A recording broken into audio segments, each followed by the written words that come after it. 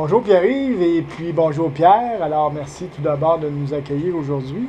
Pierre-Yves, peux-tu nous indiquer un peu le contexte de la réalisation du bilan isocinétique aujourd'hui?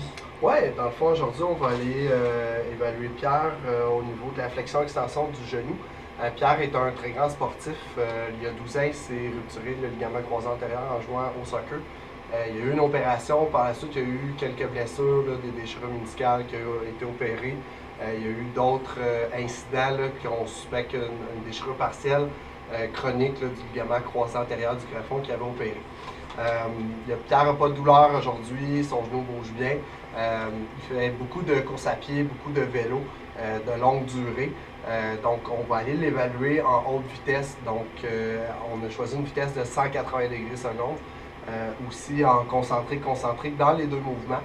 Parce que, dans le fond, exemple, quand il fait du vélo, il va surtout pousser soit en flexion du genou ou en extension du genou dans ses phases d'entraînement.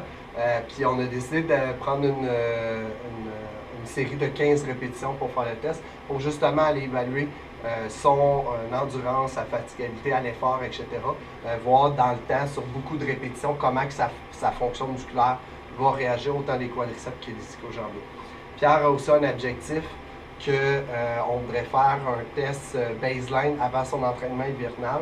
Donc, il va aller faire un entraînement musculaire là, en salle de musculation tout l'hiver.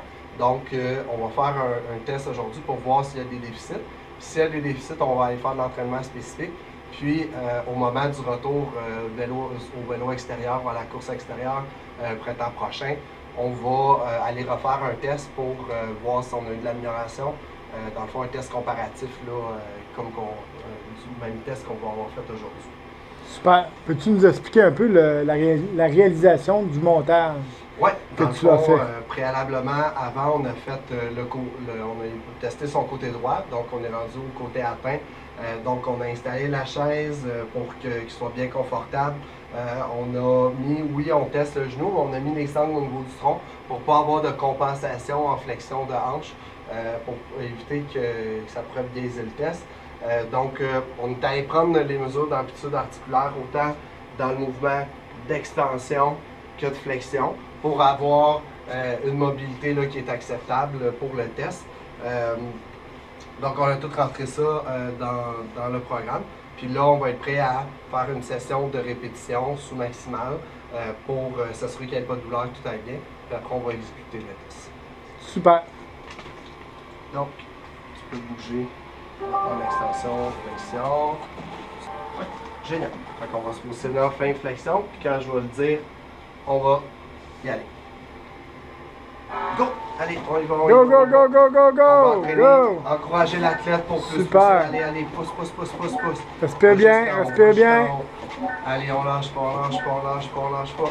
Good job! Ça va bien, ça va bien, ça va bien, ça va bien, ça va bien. On lâche pas, on lâche pas, on lâche pas, on lâche pas. Parfait. Excellent! Super! Ça a bien été? Oui. Parfait. Donc, on peut aller valider le test. Donc, ce qu'on va aller faire, on va aller chercher les rapports. On peut aller voir l'évaluation graphique générale compréhensive. Fait qu'on veut faire le review. L'évaluation graphique, on regarde grosso modo les deux courbes ou en plein point de tarte s'il y a des déficits ou s'il est plus fort. Donc, quand c'est vert, ça nous indique qu'il est plus fort. Puis quand c'est en rouge, qu'il peut avoir un déficit. Pour en savoir un peu plus sur les données qualitatives, on va aller chercher l'évaluation générale. Donc, on voit ici, la première donnée qu'on va aller voir, c'est le coefficient de variance, qu'on veut s'assurer qu'il soit en bas de 15%. Donc ici, on est tout en bas de, le plus haut qu'on est, c'est à 8,8%. Donc le test est super bien. Puis on peut aller voir là, les premières données au niveau du quadriceps, dans le fond, en extension, est 2,7% plus fort. Donc on voit qu'il n'y a pas de déficit de la fonction musculaire pour le quadriceps. En flexion, il y a 13,9%. Donc plus ou moins 10%, on voit que pour nous, il n'y aurait pas de déficit marqué ou de déséquilibre. Il y en a un léger. Par contre, on est en haute vitesse, ça va être plus la puissance qui va nous intéresser ici. Hein? En plein ça. Donc, quand on va voir la donnée de puissance moyenne en watts, on voit qu'il n'y a pas de différence dans le quadriceps, mais au niveau des ischio-jambiers, il y a 25% de déficit. Donc, il y a un déficit assez marqué dans cette facette-là. Donc, on va vouloir aller l'entraîner justement dans des exercices de puissance.